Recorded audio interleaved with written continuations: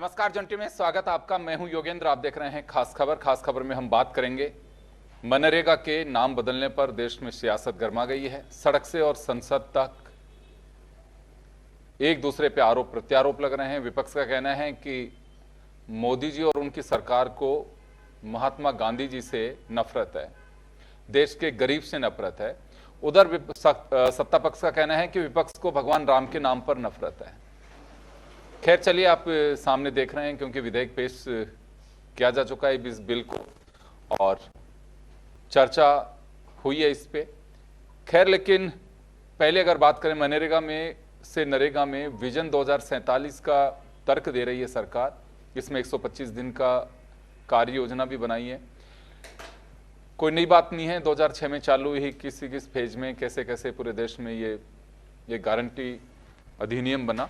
हमारे साथ इस पूरे मुद्दे पर चर्चा करने के लिए आर तिवारी साहब कांग्रेस के सीनियर लीडर हैं, विनीत बंसल साहब राजनीतिक विश्लेषक हैं और अटल खंडेलवाल साहब हमारे साथ भाजपा प्रवक्ता हैं। सभी का स्वागत है। मैं विनीत सर आपके पास में आना चाहूँगा। स्कीम्स के नाम, चीज़ें बदलना, क्या लगता है आपको कि मजमून इसके साथ बदल जाते हैं, क्यों नाम बदलते हैं?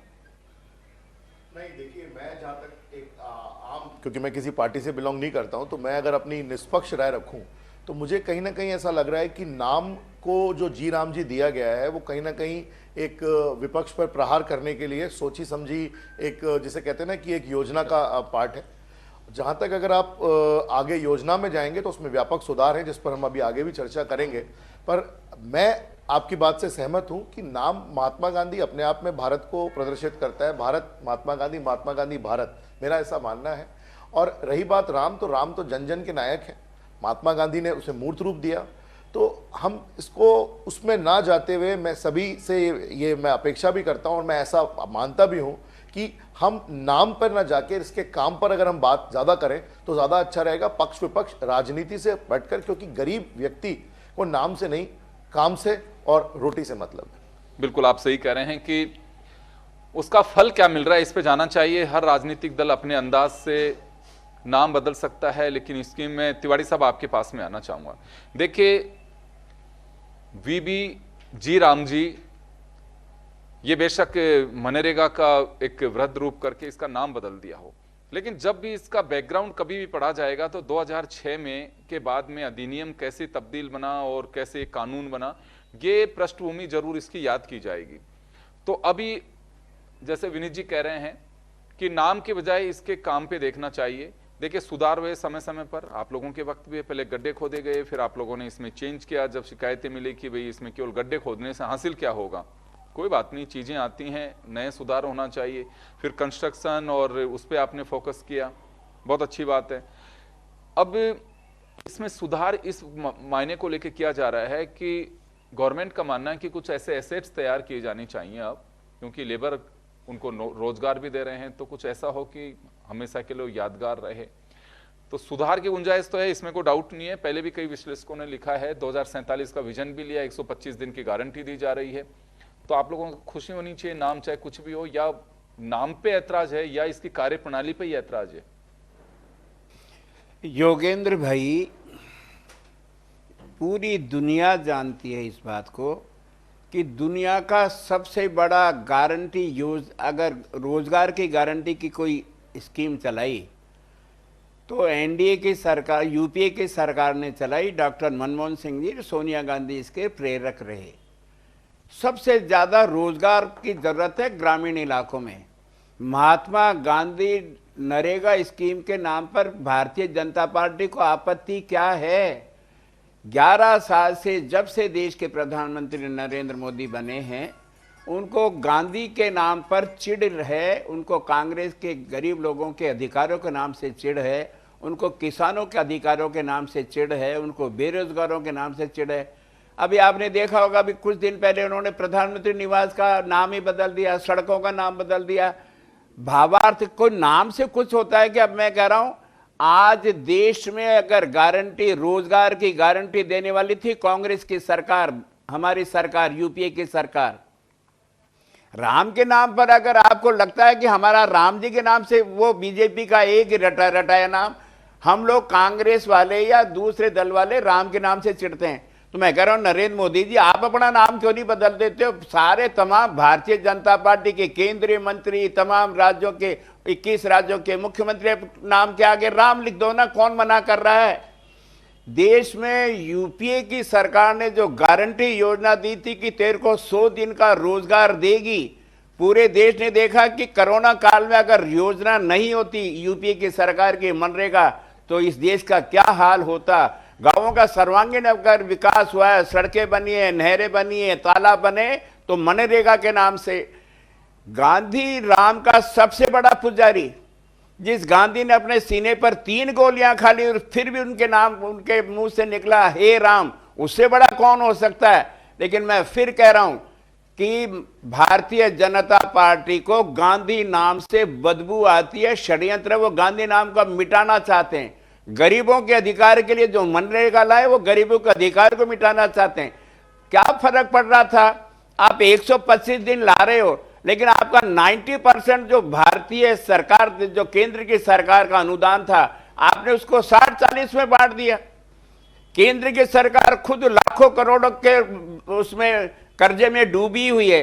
राज्य सरकारें अपने इलाके का बजट का पैसा खर्च नहीं कर पा रही, उनके पास में पैसा ही नहीं है। तो 60-40 का रेशियो जो आपने बनाया है कि 40% तो देगी राज्य सरकार और 60% अनुदान देगी केंद्र सरकार, इसका मतलब है शने शने आप इस योजना को मार रहे हो, गरीब का अधिकार छीन रहे हो। जो गारंटी दी थी कि तेरे को 100 दिन का रोजगार देंगे, उसको छीना जा रहा है। इस बात का विरोध है।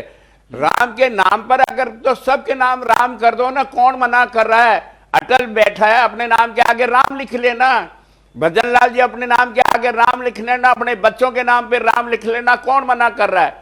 इस देश का बच्चा बच्चा राम का आराध्य को हम स्वीकार करते हैं। राम तो हमारे आराध्य हैं। अगर राम के नाम पे अगर रोजगार मिलने लग जाए तो सबका नाम राम करो ना। नरेंद्र मोदी जी अपने नाम के आगे नाम लिख देंगे, उस दिन मैं मान लूंगा कि वो गांधी के विरोधी नहीं, राम के उपासक है। जी, आपको ये लगता है कि राम एग्जैक्टली राम का इन्होंने वो दिया है? अगर इसमें हम बात करें तो जो पूरा इसका नाम है वो है विकसित भारत वीबी, और फिर गारंटी फॉर रोजगार एंड आजीविका मिशन ग्रामीण। तो जी राम जी इस तरह से इन्होंने दिया है कि उसमें बीच में राम रिफ्लेक्ट कर रहा है। खैर चलिए, मैं अटल जी आपके पास में आना चाहूँगा। आपके अलायंस की सरकार है आंध्र प्रदेश में, उन्होंने भी इसके रेशो पे ऑब्जेक्शन जताया है कि राज्यों पे बहुत ज़्यादा भार होगा, क्योंकि अभी सरकार की अगर हम बात करें तो 100% पैसा गवर्नमेंट का आ रहा है, केंद्र सरकार का। अभी 60-40 का रेशो दे रहे हैं। पूर्वोत्तर राज्य और हिमालयन जो हैं उनको, यूनियन टेरिटरी और हिमालय क्षेत्र से जो जुड़े हुए राज्य हैं उनके लिए 90-10 का रेशो रखा है।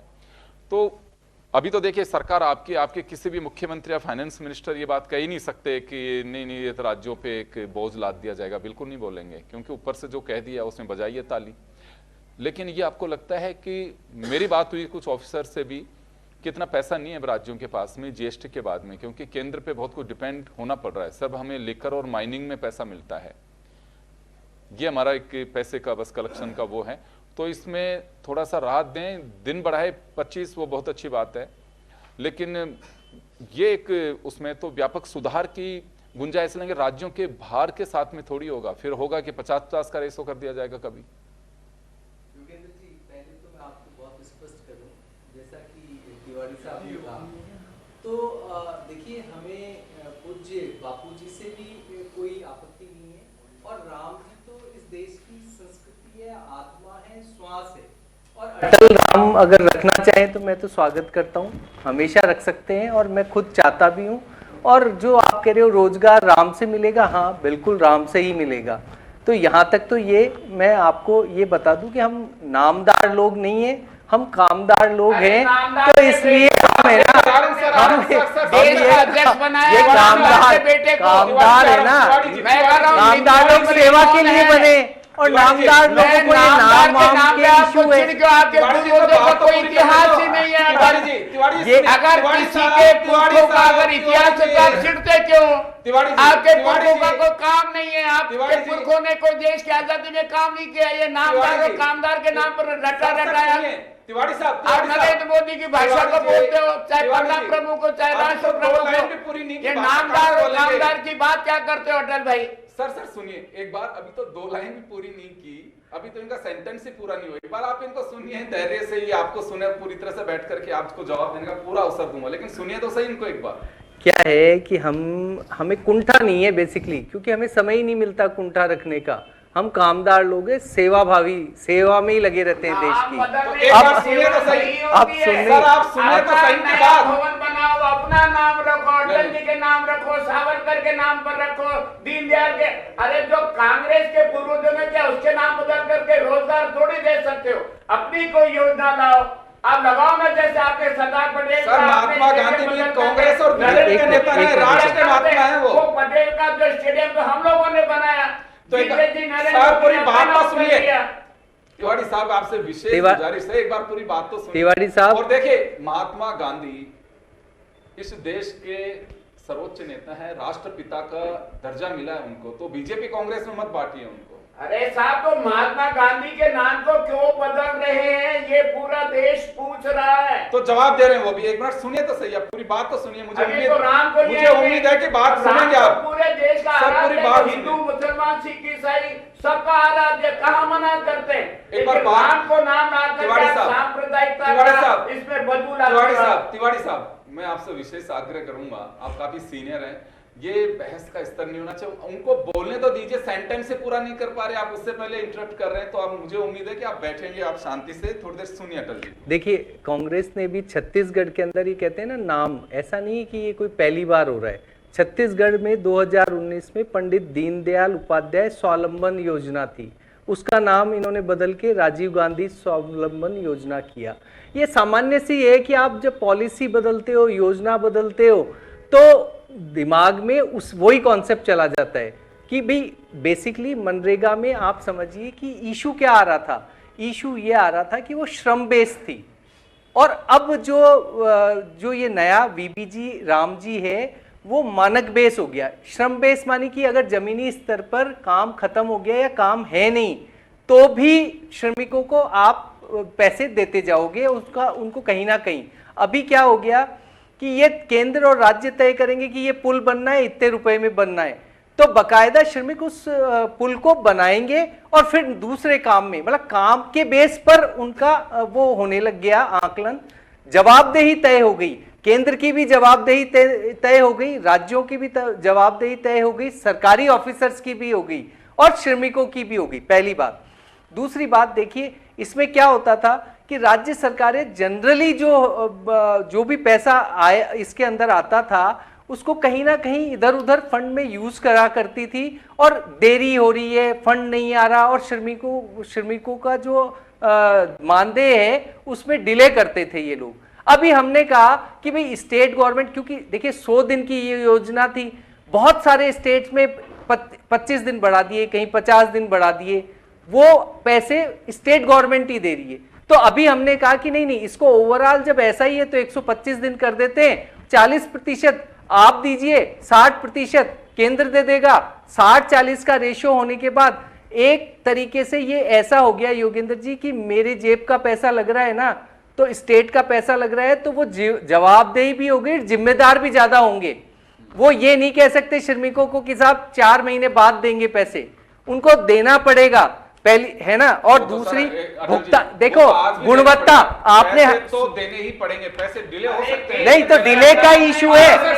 सुनो एक बार देखो इसको, 1 मिनट तिवारी साहब, इसमें एक आपने बहुत बार आपके यही डिबेट में ऐसा रहा कि गुणवत्ता का इशू रहता था, निम्न गुणवत्ता, कि साहब गड्ढे खोद रहे हैं, अब क्या कर रहे हो, अब गड्ढे भर रहे हैं, अब क्या कर रहे हो, फिर खोद रहे हैं, तो वो अनवरत चलता रहता था।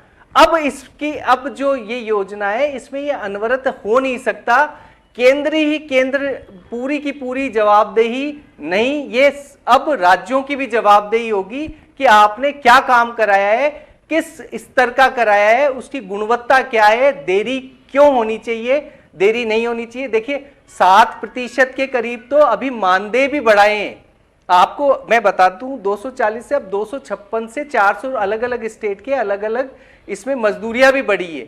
ये सब इसके जो कमियां थी उसको ही हमने दूर करने का प्रयास किया है और ग्रामीणों को भी विकसित भारत जो माननीय मोदी जी का सपना था उसमें जोड़ने का प्रयास किया है। एक बात बताइए कि जैसे ही हम पुरानी योजना में कुछ भी चेंज कर दें, दिमाग में तो पुरानी जो योजना है वही आएगी ना।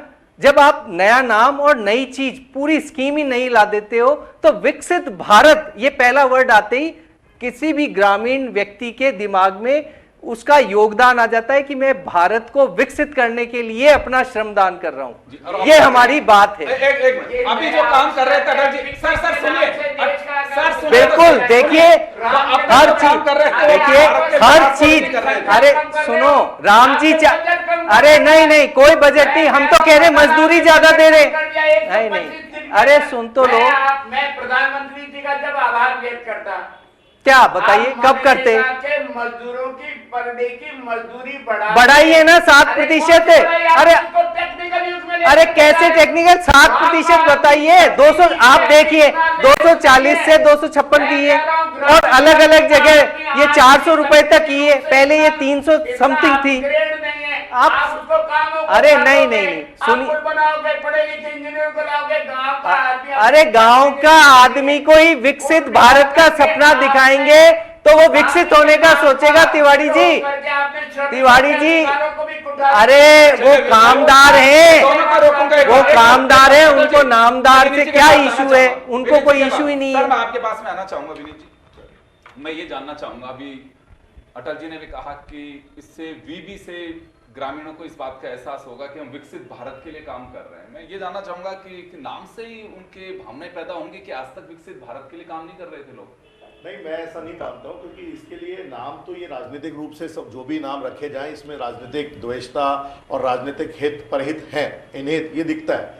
लेकिन कहीं ना कहीं इसमें हमें ये सोचना पड़ेगा कि जो 100 से 125 दिन किए, क्या ये 150 हो सकते हैं? क्या 7% मानदेय जो बढ़ा है, क्या ये 10 से 12% हो सकता है? कि जिस प्रकार से महंगाई दर बढ़ रही है, क्या उसके अनुरूप मानदेय बढ़ाए गए हैं? पहली बात। हाँ, इसमें 2-3 अच्छे पॉइंट हैं। अगर हम मनरेगा से कंपेयर करते हैं इसको, तो हम ये देखते हैं कि भाई दिन बढ़ा दिए, मानदेय बढ़ा दिया, साथ के साथ इसमें एक बहुत अच्छा काम इन्होंने जो करा है, अगर ये हो जाता है मूर्त रूप, कि जो काम की मॉनिटरिंग है, जिसमें जैसे पहले कहा जाता था जो मनरेगा था वो काफ़ी लूपहोल्स थे, काफ़ी जगह सरपंचों को और लोकल लेवल पर लोगों ने धांधलियाँ की हुई थी और वो उजागर भी हुई, भ्रष्टाचार भी काफ़ी हुआ। लेकिन अब जो इसमें इन्होंने 3 चीज़ें की हैं कि रियल टाइम डैशबोर्ड, ठीक है, उसके बाद बायोमेट्रिक अटेंडेंस जो कंपलसरी हो गई, और तीसरी चीज उसमें मोबाइल मॉनिटरिंग बाय सुपरवाइजर, ठीक है, और वो और साथ में इसको पूरी योजना को इन्होंने प्रधानमंत्री गति शक्ति से जोड़ दिया। तो उसके कारण मैं ये मानता हूं कि ये योजना काफी द्रुत गति से चलने वाली है अगर इसकी मॉनिटरिंग प्रॉपर होती है। रही बात नाम की राजनीति की, तो ये दोनों पार्टियों के ऊपर है कि ये पार्टियां राजनीति करती रहें। मैं आज भी गरीब की बात करूंगा, गरीब की चिंता करूंगा कि इसमें और सुधार क्या हो सकता है। हाँ, अगर आप मेरे से मेरी राय लेंगे तो 60-40 की जगह 75-25 अगर होता तो ये न्याय संगत था। राज्यों के पास में अभी पैसा नहीं है, कई जगह हालत ये है, जैसे हिमाचल प्रदेश का मैं उदाहरण दूं, सुक्खू साहब ने कहा हमारे पास पैसा नहीं है तनख्वाह देने तक का भी। अब अगर वहां पर गरीबों का मानदेय दिया जाएगा तो पैसा कहां से आएगा, एक सोचने का विषय है। बिल्कुल, आंध्र प्रदेश में इसमें ऑब्जेक्शन है और ये कहीं ना कहीं सर में उन्होंने कहा भी है कि ये वो प्रेशर डालेंगे साहब, वो प्रेशर डालेंगे और सुनना भी पड़ेगा, मुझे ऐसा लगता है। जी चलिए तिवारी साहब, आपके पास आना चाहूंगा मैं। आप 1 मिनट में अपनी बात कहिए और फिर अटल जी को भी 1 मिनट में आप सुनिए। मैं कह रहा हूं अटल भाई, 2014 में घोषणा की गई थी कि 100 स्मार्ट सिटी बनाएंगे, कोई 5 स्मार्ट सिटी का नाम तो बता दो। गुजरात से बॉम्बे तक आपको कौन सी ट्रेन चलानी थी? उड़ने वाली ट्रेन चल गई क्या? मनरेगा का नाम बदल गया क्या? विकसित भारत योजना बना दो, राम जी के नाम से बना दो, हो जाएगी क्या? अरे नाम बदलने से नहीं, आपका संकल्प पूरा होना चाहिए। वोटों की मशीन हो गई है भारतीय जनता पार्टी। राम के नाम पर कब तक आप वोटों की चोरी करते रहोगे? जनता का आज भी महंगाई से जूझ रही जनता, देश के करोड़ों चोरी कैसे एक सेकंड, वोट की चोरी कैसे हो गई इस योजना का? अरे तो प्रमाण दिया राहुल गांधी ने प्रेस के सामने, आप लोगों के सामने। बिहार में आपने रिश्वत दे करके सरकार बनाई। 6 नवंबर को चुनाव की सरकार 5 नवंबर को 10,000 रुपए महिलाओं के खाते में दे रहे हैं। चुनाव बंद। तिवाड़ी साहब मुद्दे पे देखिए, अपना मुद्दा आज मुद्दा ये है कि सरकार जुमलेबाजी की सरकार है। 2 करोड़, मैं कह रहा हूं 2 करोड़ रोजगार नौजवानों को देने का वादा किसने किया था? 15 लाख रुपए देने का वादा किसने किया था? 60 रुपए का पेट्रोल महंगा लग रहा था, आप नहीं सहेंगे महंगाई की मार। अब की बार मोदी सरकार पेट्रोल 100 रुपए बिक रहा है, डीजल 90 रुपए बिक रहा है, 400 का सिलेंडर 800 रुपए में बिक रहा है। मोदी जी के वादे कहाँ हैं? जवाब दे, कौन सा गरीब आदमी को आपने दे दिया? केवल जुमलों की सरकार बीच में ले आते हो आप राम को, और राम के नाम पर आप ध्रुवीकरण करते हो हिंदू और मुसलमान में। राम के नाम पर आप जबान को चुप करना चाहते हो, ये षड्यंत्र है। आपको ये लग रहा है कि इस नाम से बदलने से एक साजिश रची जा रही है, आप ये कहना चाह रहे? तो साजिश वो आपको साजिश लग रही है, लेकिन इनको लग रहा है। सुनिए, उसका जवाब अटल जी से दिलवा। देखो, आपको सुना है, बीच में बिल्कुल नहीं बोले, तो अब आप भी जरा सुनिए।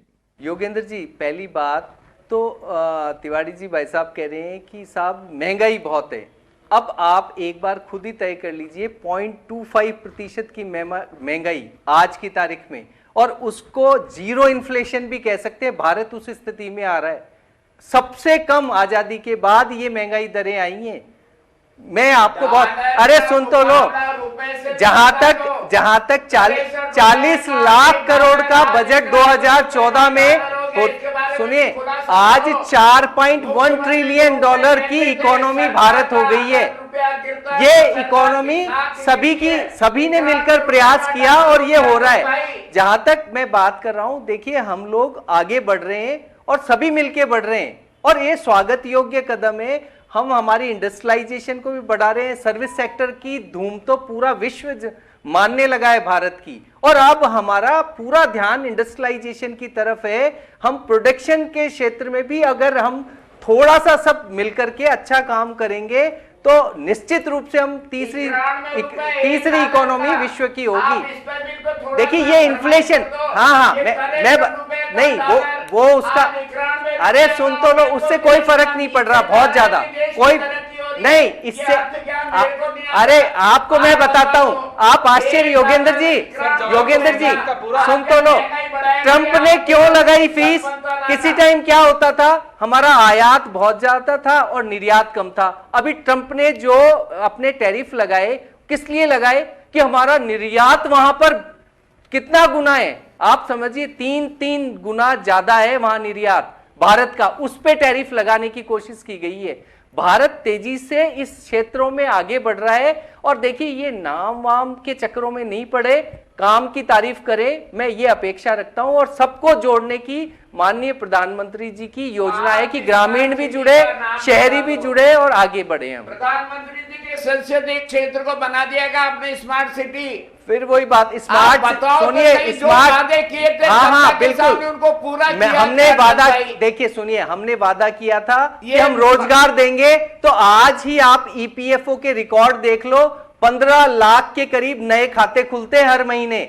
उसके हिसाब से उसको 12 से गुणा कर लीजिए। योगेंद्र भाई साहब आप ही कर लीजिएगा। अरे खाते खुलने का मतलब उनको तो क्या नौकरी नहीं हुई? क्या नौकरी? ईपीएफओ का खाता क्या नौकरी नहीं? कौन खुलाता है ईपीएफओ का खाता? आप बताओ, कोई चलता फिरता ईपीएफओ का खाता कैसे खुलाएगा? वो तो ऑनर ही खुलवाएगा, ऑनर के साइन होते हैं। तो ईपीएफओ ये बताता है कि भाई कितने रोजगार जनरेट हो रहे हैं, सरकारी क्षेत्र और प्राइवेट क्षेत्र। सरकारी क्षेत्र की आप ये बात भी बता नहीं, दो। सुनिए मेरी बात, उद्यमी तो अपने उद्यम से अपनी परिश्रम उद्यम क्या आपके कांग्रेस के टाइम पे मैक्सिमम उद्यमी कौन होते थे? आप ये बताइए। और आज भारत के उद्यमी मतलब अमेरिकन स्टॉक एक्सचेंज में भी कोई 100 कंपनियों से ज्यादा लिस्टेड है। सुनिए, आप ईपीएफओ के अकाउंट्स की बात कर रहे हैं, छटनी होती है, कितने लोगों को आउट किया जाता है, इसका डाटा आता है कि कहां? बिल्कुल आता है। एक साल से बंद अकाउंट है आपके पास में जानकारी? देखिए अभी आज की स्थिति में ऐसे देखिए कि करीब 14.5 लाख के करीब 14.5 लाख के करीब खाते खुले और 2 लाख समथिंग खत्म भी हुए, है ना? तो ये डिफरेंस होता है, ऐसा सामान्य प्रक्रिया। कुछ तो रिटायरमेंट के कारण हो जाता है, कुछ आप जो कह रहे हो छटनी भी होती है, ये हो सकता है। लेकिन कहने का मतलब है कि भारत चलिए नाम बदला गया है, नाम के साथ साथ में उम्मीद है कि जो इसका मजमून दिखाई दे रहा है, रोजगार बढ़ाया जा रहा है, लेकिन एक चीज जरूर इसमें होगी कि अगर राज्यों पर जिस तरह से बाहर डाला जा रहा है, और तर्क ये दी जा रही है बीजेपी की ओर से कि कहीं पर 25 दिन बढ़ा दिए गए, तो अगर वो रेशो भी देखें 100 दिन में 25 दिन अगर एडिशनल भी, तो वो भी 40 का रेशो नहीं आता है। तो यहां जरूर एक राज्यों पे भार पड़ेगा। खैर, हो सकता है बीजेपी शासित राज्यों के और से ऑब्जेक्शन नहीं आए, लेकिन अलायंस के लोग जरूर इसमें विरोध दर्ज कराना शुरू कर दिए हैं कि ये राज्यों पर भार है, इसको कम किया जाना चाहिए, क्योंकि बिल पास होगा, हो सकता है कि सरकार इसमें कम कर भी सकती है, क्योंकि उसके हाथ में। सभी का बहुत बहुत शुक्रिया। खास खबर में इतना ही, दीजिए इजाजत, नमस्कार।